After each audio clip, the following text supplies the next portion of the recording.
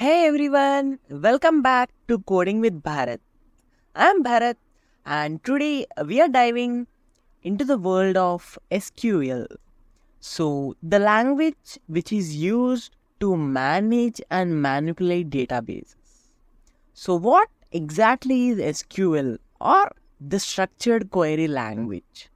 So, in simple terms, SQL is a language that allows you to communicate with the databases. So, SQL is a standardized programming language which is used to manage and manipulate the relational databases. So, what is the relational database? So, a relational database is a type of database that stores and organizes the data in tables, and each table consists of rows and the columns, much like a spreadsheet.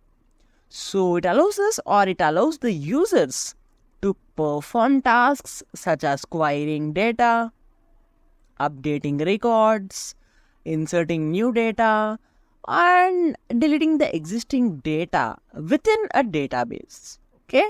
So SQL provides a way to interact with the databases using simple and well defined commands. So that's all in today's lecture. Thank you for watching. Happy learning.